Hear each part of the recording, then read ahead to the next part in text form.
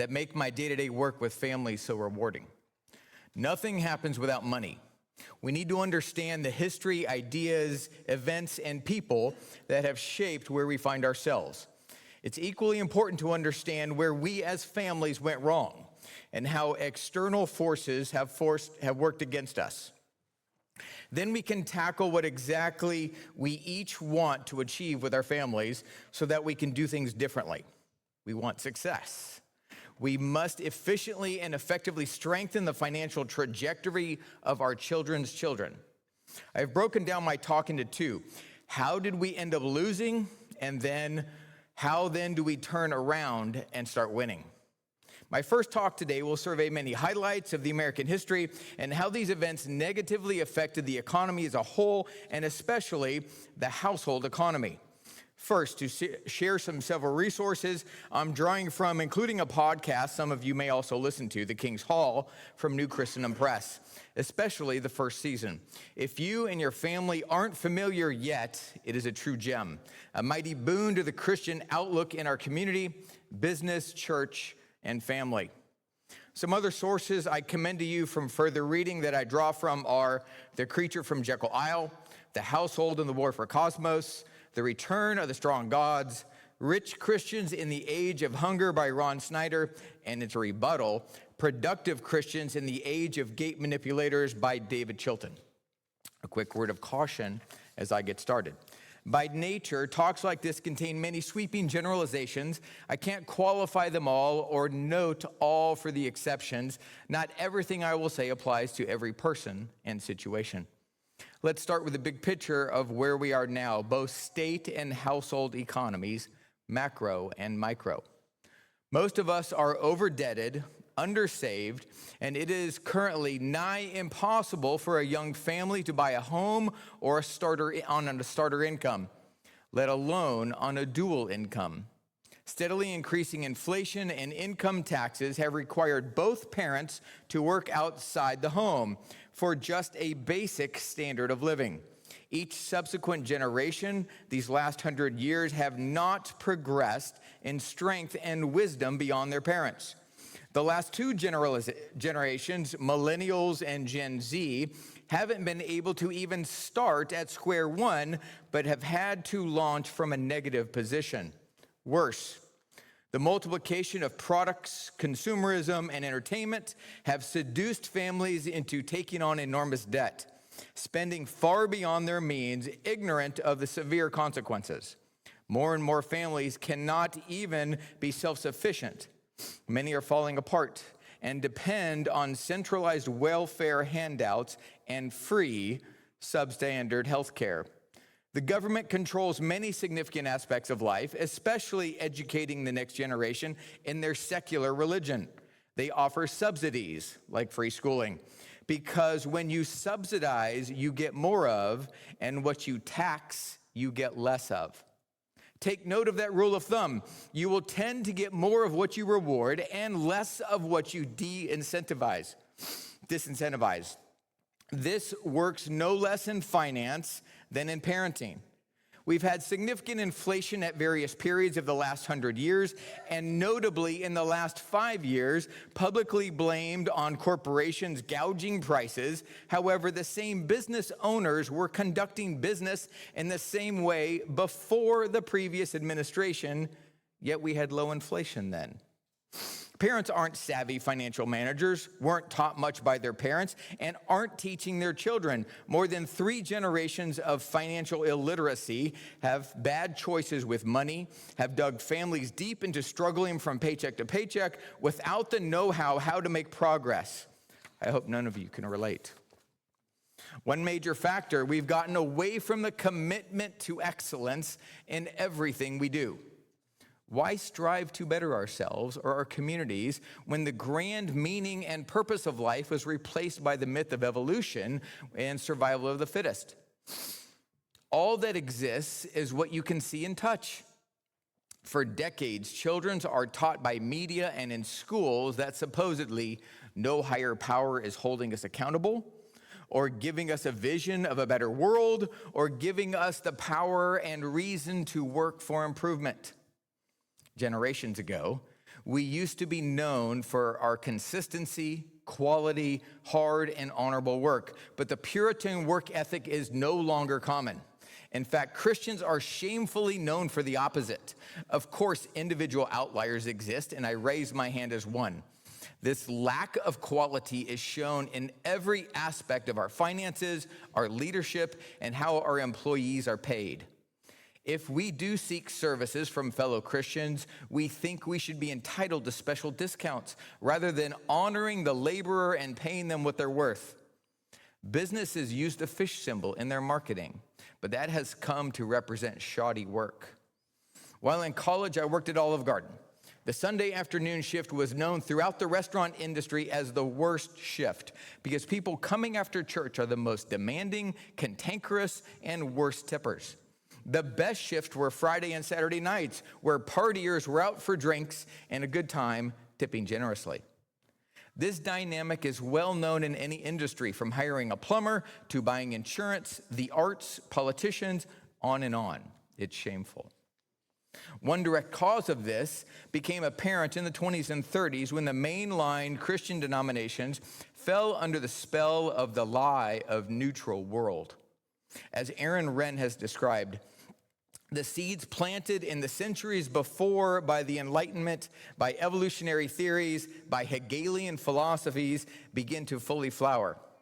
In rejecting God-ordained universe, truth was arrived at instead by blending a thesis with an antithesis, generating a synthesis, literally a middle third way. This false Hegelian method arrives at philosophical truth through the war of conflicting ideas, and truth is found between the two. This Tübingen school in Europe used this method in the mid-19th century to discredit the New Testament. They said Christianity was a product of conflicting ideas between Peter and Paul, which has to be synthesized to survive persecution. This theory sidelined Christianity by saying it was only for that time and a culture it's irrelevant to us now. In response to these attacks, fundamentalism attempted to defend against the onslaughts of liberalism coming from academia. A series of books printed in 1910 to 1950 taught the 5 pillars or fundamentals of the faith. This became a multi-denominational movement to insist on the truth and the essential nature of these 5 tenets.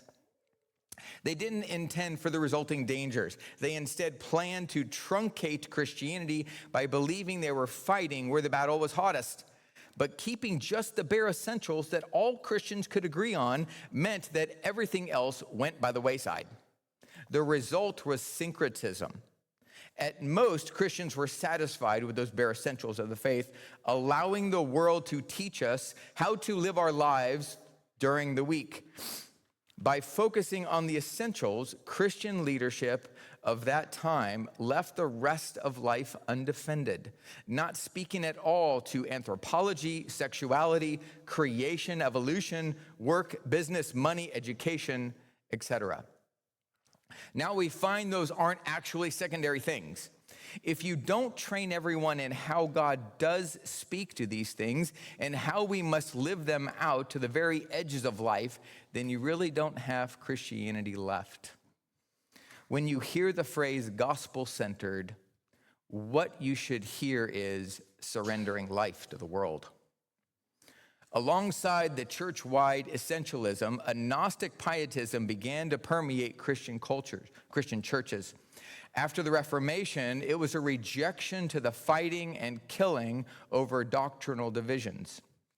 The Lutheran pietistic movement and then the revivalism of Wesley developed an unhelpful distinction between head and heart. They wanted to get away from the high-temperature doctrinal conflicts by de-emphasizing theological precision. Faith became more about emotional spirituality, where the physical world was just tolerated on our way to heaven. Both the incorrect pietism and fundamentalist ecumenicism have brought us to where we are today, having to work to recover a thicker, richer, maximal, and optimistic Christianity that bears relevance to every part of life. Now, for a flyover of some financial turning points in our country's history, starting with 1913 and the creation of the Federal Reserve. Of course, significant developments came prior to this, especially the war between the states, which was fought largely for economic reasons, had devastating effects on all society. But I'm choosing to start in more recent history. The best book explaining how our central bank began in 1913 is The Creature from Jekyll Isle. Three wealthy tycoons opposed to the creation of the central bank died in the sinking of the Titanic in 1912, 1 year prior to allowing the Federal Reserve plans to be finalized. It's oddly coincidental, those with influential opposition to the central bank all died at the same time. J.P. Morgan, who owned the Titanic, was supposed to accompany them, but decided not to at the last moment. Woodrow Wilson signed off on the Federal Reserve. Congress voluntarily gave up their responsibility for the U.S. monetary policy to a private company.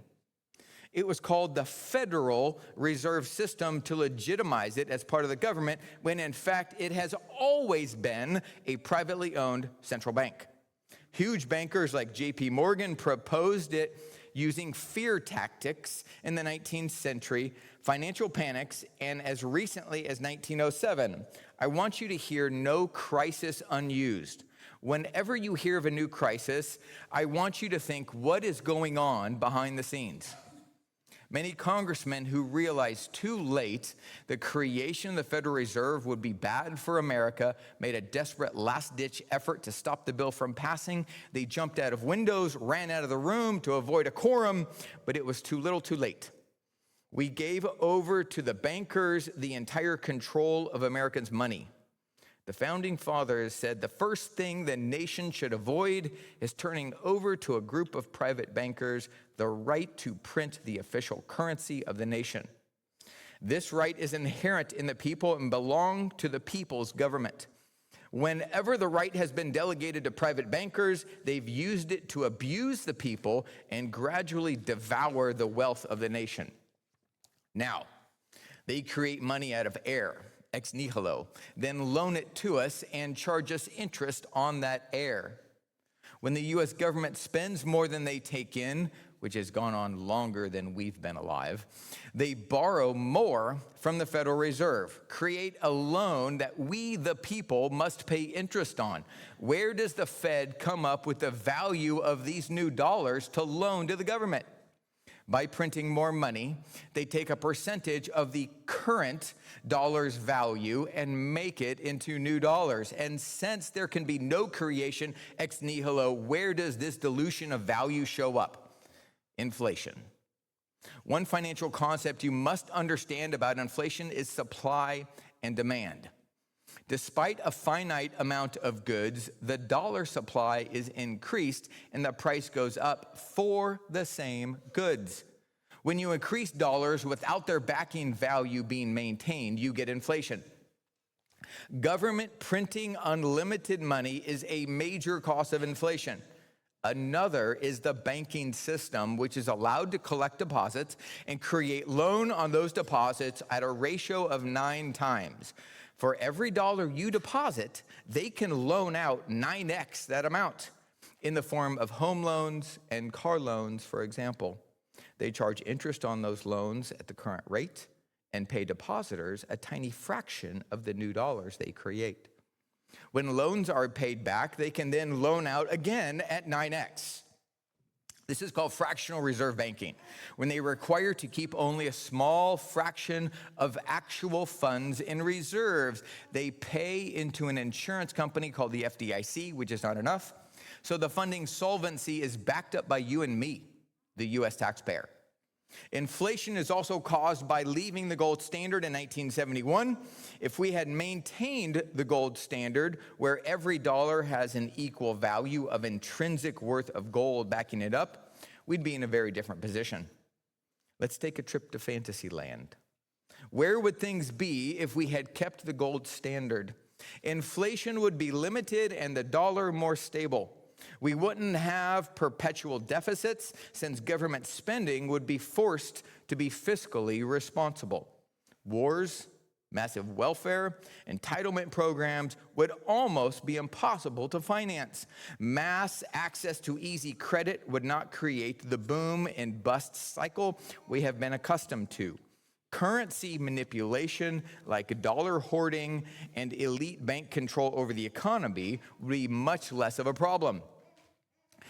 We could have slower economic growth, but with more stable, honest, and disciplined economy and less control by politicians and bankers. Now back to reality. The Fed dictates the interest rate charged to banks, called the discount rate. This discount rate has a domino effect into mortgages, car loans, and credit card rates, all downstream. They move this rate up and down to manipulate the economy, and if banks make too many loans and don't maintain enough internal reserves, they can borrow from the Fed or from each other, called the federal funds rate. The prime rate is what bankers charge their most favored clients for loans. The Federal Reserve's stated purpose was to prevent depressions, stabilize the currency, and protect the people's savings and checking deposits in the custody of the banks. They've done a very poor job at meeting their stated goal of keeping markets from crashing too hard. These are all false premises for existence and have failed miserably. We, the people, and our future generations must now bear the detrimental effects. It's useful here to talk about three types of currencies. You have intrinsic currency. This is the type used to trade, like gold coin, where it has value in and of itself, and it can be used for many goods, like a conductor, like jewelry, like electronics. Other intrinsic currencies are silver, platinum, diamonds. Other terms for this are commodities. You have representative currency. There is anything backed by a commodity that can be then turned into a commodity. This is what the dollar used to be when it was backed by gold. Representative currencies has a standard by which it maintains its value. Other examples are real estate deeds and stock certificates. And then you have fiat currency. This is not backed by a commodity. It has no intrinsic worth on its own, nor does it represent anything of intrinsic worth. It has value only because those who use it as a medium of exchange agree on its value and trust it will be accepted as a means of payment. Examples are the US dollar and various forms of cryptocurrencies and other nations' currencies. The next historical highlight we'll look at, which negatively affected our nation's economy and the household economy, was the era of FDR and his New Deal. He served 12 years from 1933 to 45, and the only president with more than 2 terms. Soon after he died, the 22nd Amendment was ratified, which prevent presidents from continuing past 2 terms. FDR thoroughly reshaped the government to take over the economy. Following theories of John Maynard Keynes, Keynesian economics theorize that government spending is the cure for depression and unemployment. FDR introduced a new conception of the relationship between government and the governed. That is the nanny state, rather than the limited representative agents for the justice and defense of the people. He believed our limited government has allowed titans of industry to become tyrannical over the working class, and that the controls were needed to prevent inequality and provide security for the victims.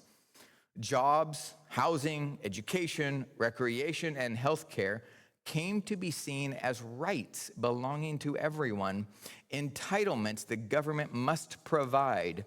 Please hear bread and circuses, the Roman Empire's classic attempt at appeasing and distracting the masses. The New Deal measures made the following sweeping changes: enacting price and production fixing laws for certain industries, promoting labor unions, regulated capital markets with the creation of the SEC and laws strengthening the Federal Reserve, implementing massive public works spending and government employment, effectively creating welfare with the Social Security Act, tried Supreme Court packing as it was stopping the New Deal agenda, established the national minimum wage, and created many new agencies in response to the wartime economy during World War II, combining legislative, executive, and judicial functions. FDR reshaped the image of the president as the caretaker of the American people.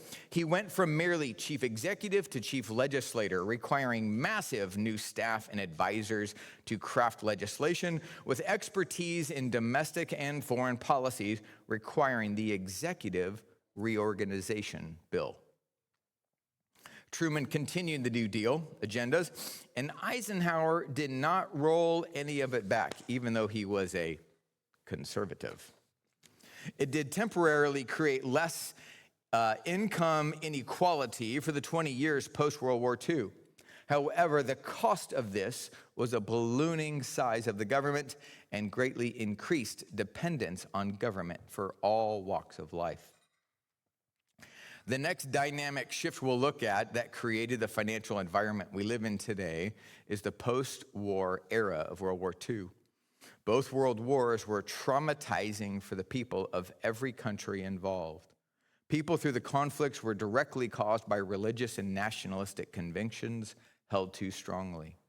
A new collective fear of whatever might restart fighting kept the next war cold. But once the Cold War ended, Enlightenment ideals became the goal.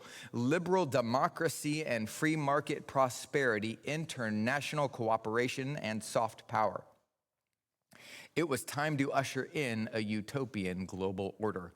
With nations growing and benefiting everyone, dogma of any kind was wildly seen as dangerous.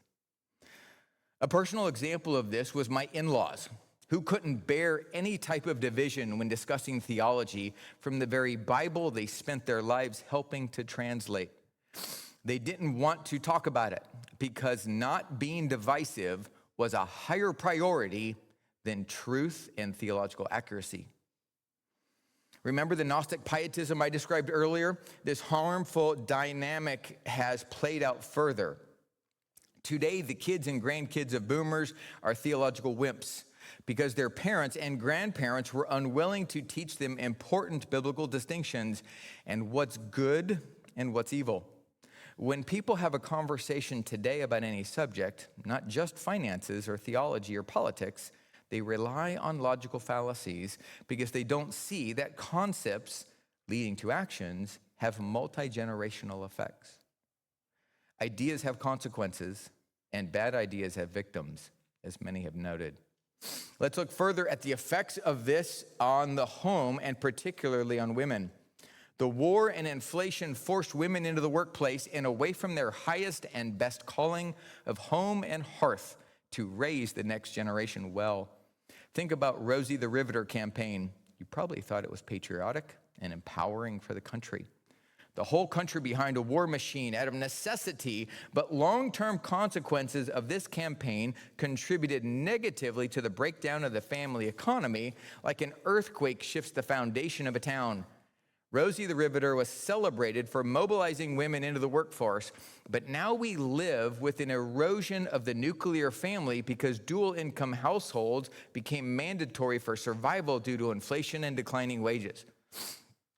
As the labor pool expanded to include women, corporations and the government realized they could pay less for the same work, which depressed overall wages. This created a consumer economy, and it was impossible for families to maintain the same standard of living on a single income. Social decay and declining birth rates resulted as the natural bonds of home were disrupted when women had to leave their children with strangers all day. Divorce rates went up, which we will look at further shortly. Women gave themselves to manufacturing rather than manufacturing excellent people. Remember Liberty Bonds? War bonds were another patriotic campaign that we will see later has detrimental effects. Families were encouraged to sacrifice their own financial wealth for the good of the country. Bonds seemed like much a better solution than straight taxation for financing participation in world wars, since they seemed like an investment.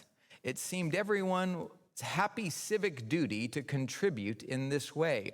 However, long-term rates of return on these bonds were significantly lower than stocks, with no way for them to even keep pace with inflation. Worse, these bonds transferred generational wealth from families and local communities to the central government. Financing the war effort this way actually masked the true costs of the war by spreading it out over the population and over time. Long-term, multi-generational financial health was given up for the sake of funding the country's debt. Viewing these bonds as a patriotic duty contributed past World War II as the silent generation and boomers routinely bought bonds for their kids and grandkids. This proved a grave mistake, as many people I know had these bonds given to them and decades later realized how little they grew, if at all, in relation to inflation. Price controls seemed like a good idea at the time. Forcing vendors to artificially cap prices offered short-term affordability of needed goods and services. But once this was lifted after the war, inflation exploded. To understand this, think about the other side of the same coin. Income control, also known as minimum wage. Forcing employers to pay a certain wage. What if the labor that person is doing does not merit the income? What can the employer do with this unsustainable status? The employer must pass on the cost to the customers to stay profitable, or he goes out of business. If he cannot raise prices, the other option is to develop a technology that costs him less than the increased wages he must pay employees. The higher the wage the employer is forced to pay, the more he is financially incentivized to replace high-wage people with technology. Technology doesn't show up late. Technology doesn't give him drama. You can guess the result. Entry-level, lower-wage jobs are not meant for people to stay there their entire life. They are meant as a stair step into a higher-wage position. They require better skills and work experience to justify. These lower jobs are not the final achievement. When an employer is forced to pay entry-level people a higher wage than they're worth, it eliminates the bottom stair step and makes it harder and harder for employees to make progress. Removing that bottom stair step puts employees in a higher tax bracket. Everything moves up in cost. Their take-home purchasing power is the same, but now that bottom rung employee is in a higher tax bracket. They pay more taxes, but have the same purchasing power. Advocates of minimum wage laws and price controls likewise end up doing the opposite of what they claim to want. On the flip side, when you eliminate minimum wage controls, you have free market capitalism. With free market capitalism, an employer offers to pay X wage for a job. The employee has the freedom to say yes or no to that income opportunity. The employer needs a worker and will pay what the job is worth. If the employee is incentivized to get better, to grow their skills, and to work hard, if they provide benefit to that employer, the employer will want to keep them. And part of keeping them is paying them more. Now let's talk about the subject of many famous movies, The Mob. The Mob is about money laundering, stealing profits, and legitimate businesses driving out honest competition and exploiting vices like gambling and prostitution. They corrupted influential community leaders into being on the take, eroding public trust, diverting resources. How did the mafia come to the U.S.? Did you know they were invited by the government? This was called Operation Underworld, and it was a quid pro quo for helping the U.S. get into Sicily during World War II. My ancestry is from Sicily, by the way. My grandfather was very young in Detroit, and my great-grandfather came over from Italy. He started a family store, had a furniture and music store. The local mob boss demanded my great-grandfather pay him protection money, and he refused. And so they blew up his store. We've got a wonderful picture of the family in front of the store. They have lived there on the second floor. My grandfather, about 3 years old. So instead of our representatives working on our behalf, many worked on behalf of the mob. Even J. Edgar Hoover, who created the FBI, purposely steered the FBI to leave the mob alone, going after known individual criminals instead. This distracted public opinion to focus on names like Bonnie and Clyde, John Dillinger, and others. Hoover persistently denied the existence of organized crime, ending instead at bringing bank robbers to justice. Bank robbers didn't affect the average Joe, but organized crime did. Now let's consider the war on poverty in the 60s. Lyndon Johnson's initiative. He invented this magnanimous-sounding project. Many presidents after him have done the same with their war on drugs, war on terror, war on cholesterol, etc. If you don't look too closely at these wars, you will miss the fact that every time a president has declared one of these supposed wars, that thing has only increased. We should always follow the money. Like being Bereans, ask critical questions. So in the 50 years since Johnson's war on poverty, the taxes on our income have been spent to the tune of more than $22 trillion on anti-poverty programs, not including Social Security or Medicare. Adjusting for inflation, $22 trillion is 3 times the cost of all U.S. military spending since the American Revolution. Progress has been minimal, as measured by the U.S. Census Bureau. Johnson's stated control of solving the causes of poverty failed completely, and a significant portion of the population is now less capable of self-sufficiency than it was when this program was begun. These numbers and assessment come from the 2014 Heritage Foundation report. Look closely at the effect on the war of poverty. It locked poor people into generational dependence on the government. It created a destructive system for disincentivizing productivity and incentivizing laziness. For the same reason you don't feed wild animals, it takes away the human dignity of poor families to just give them meager sustenance, paid for by hardworking families. It's a felony in Florida to feed the alligators because they lose their natural hunting instinct to feed themselves and become aggressively dependent on humans. In other states, it's illegal to feed the bears. Government welfare incentivizes the exact wrong thing. God made people in his image to work and find fulfillment in contributing positive efforts to their community. But instead, they spend time finding ways to get more handouts. They could spend time improving themselves and growing their own finances honorably. We see this in the law of inertia. A body at rest tends to stay at rest, and a body at motion tends to stay in motion. The multi-generational damage of subsidizing people in poverty means they're stuck in the victim mentality. They cannot fathom doing anything other than waiting on welfare.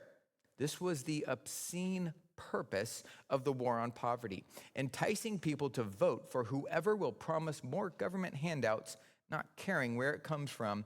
Victimhood mentality taught them these subsidies are their right. They truly believe they're entitled to it.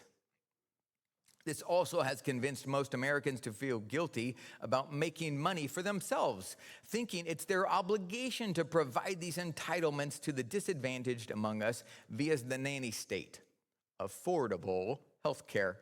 Medicaid, Medicare, Social Security, EBTs, low-income, affordable Section 8 housing. These services should be handled through private charity and not through taxes and the government.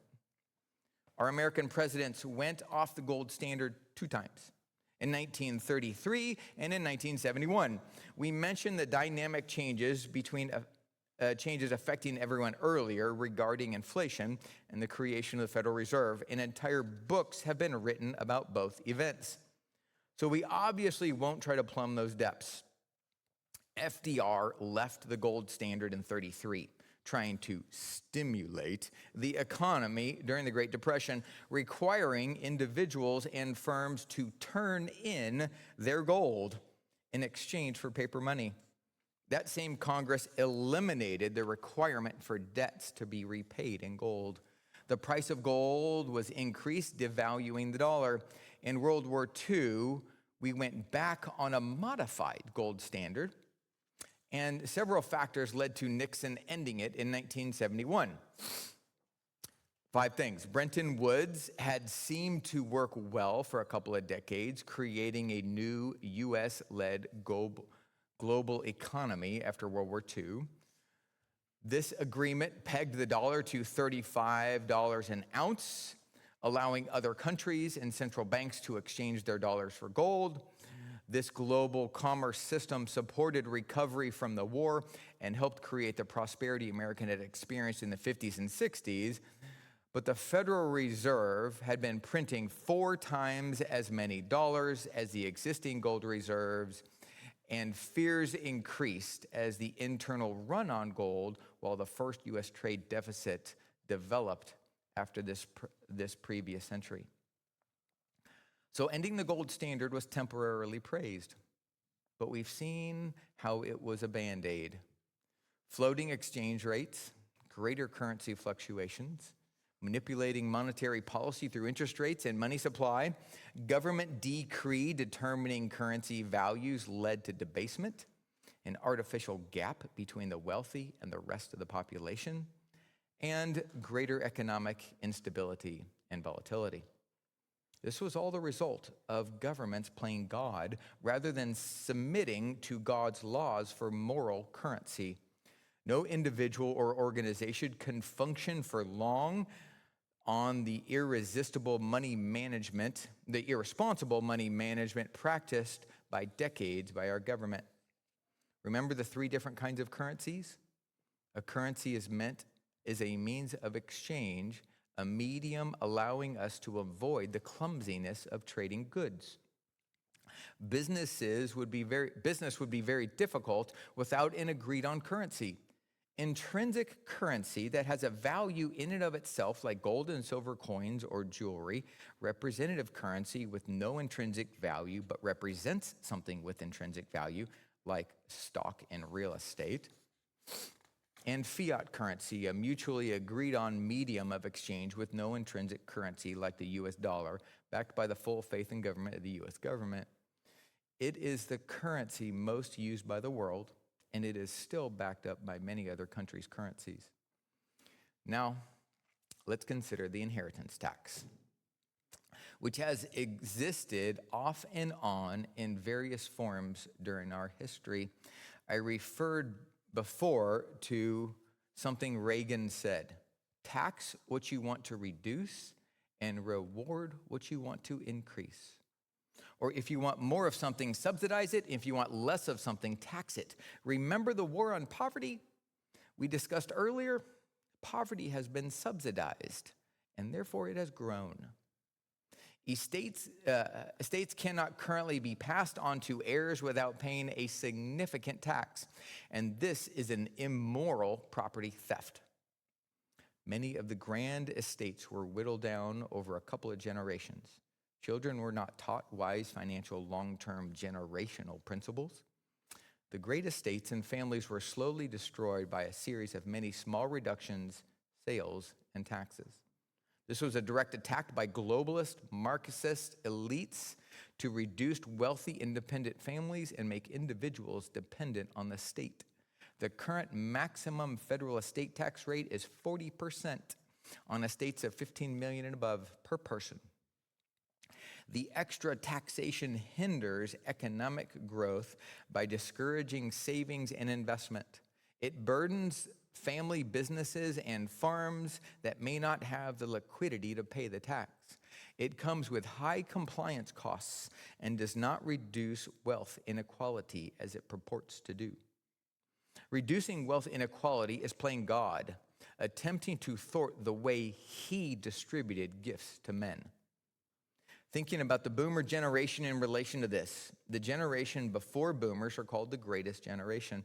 They fought in World War II and continued what they were taught to gather wealth in an honorable manner and to pass on that knowledge and financial help to their kids. They set up what seemed a solid system for their kids, but the boomer kids became adults and took it all for granted, cutting off this generational transition of help and wealth. They abdicated their responsibility of wealth preservation and growth, thinking it was baked into the system. So they didn't have to continue the hard work to maintain and pass it on. Their foolish abdication has also caused inflation as it coincided with the dramatic growth of their government. Again, it is important to understand supply and demand in this context as well, the basic tenets of economics. As we saw, there is more money. When there is more money in the same amount of goods, the cost of goods goes up. The Federal Reserve, at the request of our government, prints more money, subtracts the value of existing dollars to spread to those new dollars. The government spends more than it takes in, and it needs new dollars to make up the difference. So the Fed prints and loans our government these new dollars, which gets spent. And the Fed charges interest on these created dollars. Meanwhile, the government persuaded boomers it was doing well by operating on Keynesian economics, creating fake wealth and manipulating the economy. They spent all these printed dollars and told us they created jobs. But in fact, they took the value from the people, basically doing legal money laundering to employ U.S. workers. This isn't creating wealth. It is devaluing dollars. If you hire a person to move a pile of dirt from point A to B and then back from B to A, you created a job, but it's worthless. You did not add to the GDP. You created a job, but produced nothing of value. Instead of Keynesian economics, classical or biblical economics supports a free economy and a market that allows failure. The same system that allows failure allows the opportunity for success. Conversely, deflation is a natural result of innovation. Making things more efficient, the engine to drive to the store, the manufacturing process, the raw material accumulation process, we are constantly striving to increase efficiency, to improve society, to make everyone's lives better, which brings down prices. Inflation is not natural. Increasing the supply of dollars denotes the same value, forces people to spend more dollars from the same intrinsic value item. As we have seen, banks are allowed a 9-to-1 ratio of loans to deposits in the forms of home loans and car loans, charging current interest rates while paying customers less than 1 times what they charge. This transfers the intrinsic wealth of our labor to multinational banks, working against everything we value. One of the practical points I want you to learn from this, as it affects your everyday lives, is to be careful where you bank. Are you depositing your funds and holding them at a bank that uses the profits, that uses their profits to honor your same beliefs? If you are depositing money into a bank that has different beliefs, you're literally funding those that are fighting against us, tearing down civilization. Okay, we've reviewed several historical inflection points that have damaged the ability of Christian homes and family economics to thrive. On top of those are a few theological wrong turns we'll look at: dispensationalism, no-fault divorce, the poverty gospel, and theological minimalism. Dispensationalism is so entrenched in the American conception of the Christian faith, but it's a parasite on the true Christian faith. It has sucked the energy and resources out of Christendom. How has it done this? By teaching that imply the gospel will not be successful, that the future doesn't matter since Christ will rapture us away. Teachings that flatten covenantal family hierarchies by pretending only individuals matter to God, and that they undermine the effectual work of Christ in favor of reestablishment of the state of Israel and the Old Testament Jewish faith. Dispensational teachings crippled the church in its duty of proclaiming the gospel and discipling the nations. These harmful teachings eternally separate one people of God into two: a plan for the Jews and the earth, salvation by race, and a plan for the church in heaven, salvation by grace. They separate one return of Christ into two, 7 years apart. They separate one single resurrection of the dead into two. They separate one final judgment into two, 1,000 years apart. They separate law and grace as antithetical concepts, when in reality they go hand in hand. History is compartmentalized, causing myopia and disregarding the unified teaching of the church for 1,800 years. People view biblical text in terms of contemporary Western settings rather than their true original settings.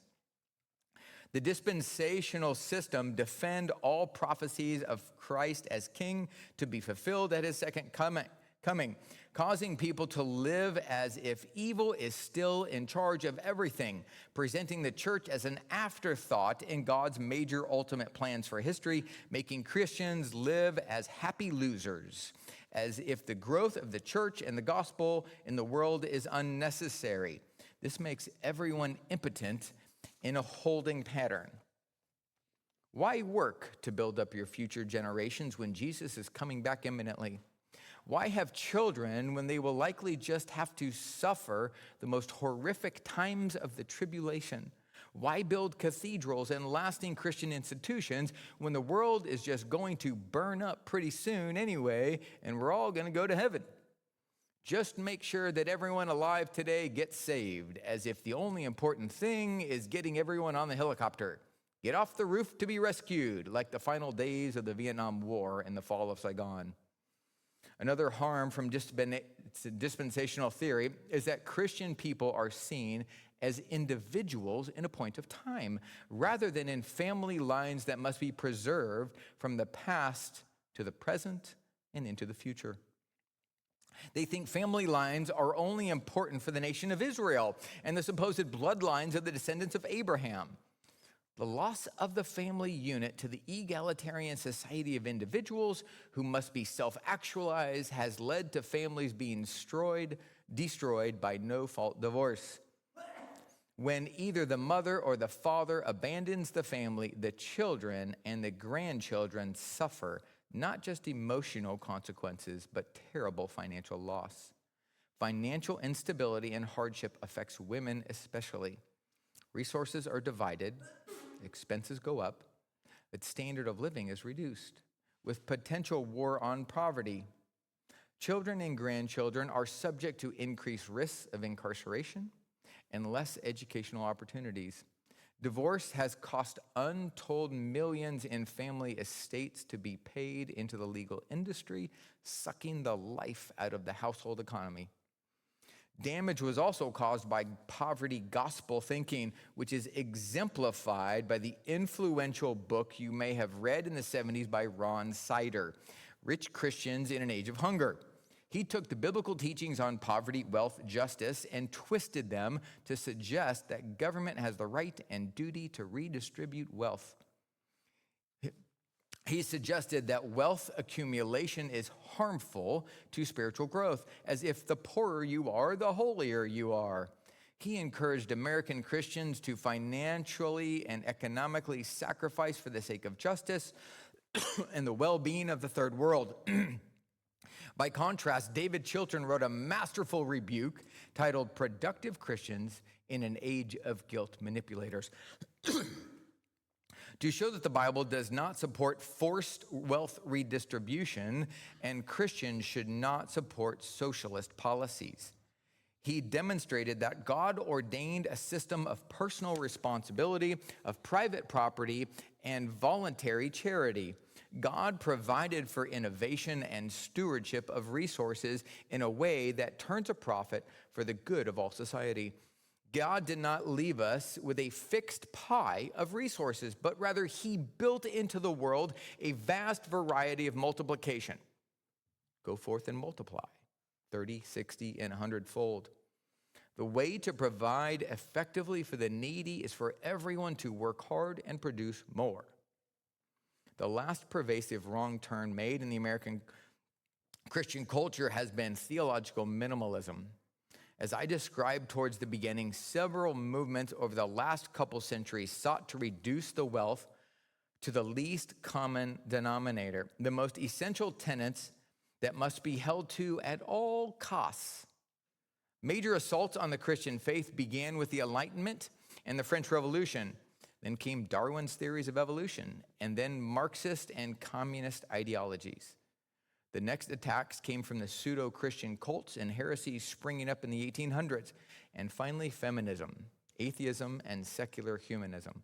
These all tore at the fabric of Christendom, whittling away vast territory and literally and figuratively.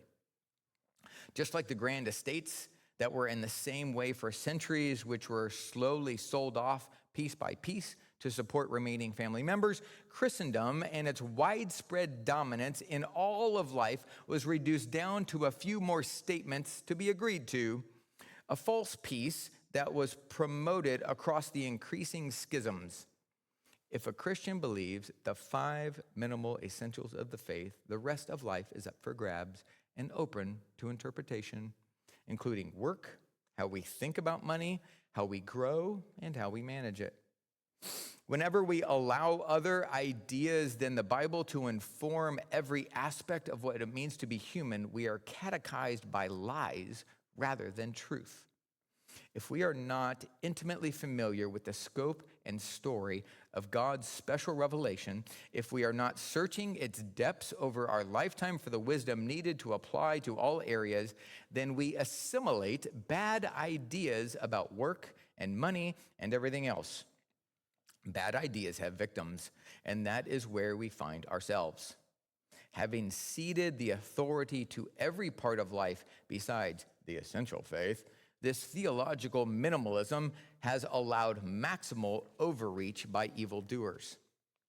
None of these are the actual problem, but the symptom of the problem.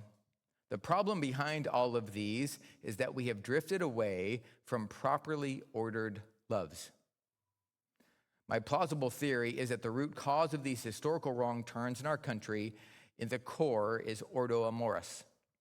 St. Augustine said in the City of God, "For love itself is to be ordinately loved, because we do well to love that which makes us live well and virtuously." So it is a brief but true definition of virtue to say it is the order of love.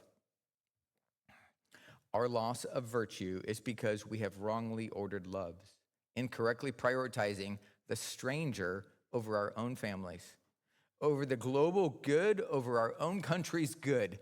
This is a Gnostic problem. It is not understanding the real-world implications of our own moral and ethical beliefs. For decades, the emphasis in church circles have been on correct theology to the detriment of correct practical living. Orthodoxy without orthopraxy. The biblical doctrine having no tangible effect out to the fingertips of how we live practically. Meanwhile, in the world, the emphasis has been to follow your heart to the exclusion of divine revelation of truth. We've seen the terrifying fruit of this, the deep pit of societal destruction that revealed itself in the last 10 years, out of which many of us are working to rebuild. The correct foundation to build on the virtuous order of loves should be your family, then those whom you believe with, then your local neighbors, before someone in another country or on another continent. In 2019 was a study published on nature.com that you probably saw making the rounds last year. It was commonly referred to as the heat map. And it reported on 7 studies of the differences in compassion shown by liberals and conservatives. Liberals express compassion towards less structured and more encompassing entities. Conservatives express compassion towards more well-defined and less encompassing entities. The virtual image of that study was of 16 progressively larger circles, representing yourself and your immediate family in the center, expanding out to all of living, the universe, and all existence. Liberals concentrated on the outer rings, and conservatives concentrated on the inner rings. This showed one of the foundational value differences and clashes in policies between Republicans and Democrats. Democrats show compassion on foreigners before their own family and country, and they want to use our public resources to do it. Unfortunately, this ethos has spread throughout our communities for decades and has saturated popular Christianity. A related root of multiple financial downfalls that has surveyed here and loss of the passion for excellence. Quality and trustworthiness in business and between all members of society is a very low priority. Unfortunately, Christians got a bad name over the years by marketing themselves as, look, I'm like you, so do business with me, rather than do business with me because I am excellent at my craft. If all Christians stood out for being excellent at whatever they do for the good of society, they would instead be a credit to the Lord and the rest of Christendom. We are in a losing pattern that will take consistent small acts of excellence to regain the trust of society at large. In my next talk, I'll address many tangible ways we can dig ourselves out of societal and family economic holes. One strategy is something called in-group preference. Practiced by all types of minority groups, religious groups, and ideological groups, Christians need to stop being embarrassed to prefer one another. Throughout the New Testament are commands to love one another. This is not a vague, general, emotional, ooey-gooey kind of love, but it looks like serving fellow Christians by financially supporting their businesses, buying from Christians, selling to Christians, hiring Christians. This is the way we turn a profit on the gifts and talents we are giving. Trusting God to multiply our efforts as He has promised, expanding our cultural strength and reputation for excellence. So start by examining every direction you spend your money and strive to purchase from Christians, especially those who are working hard to do good for the world. Next up, as my namesake G.I. Joe said, knowing is half the battle. Thank you.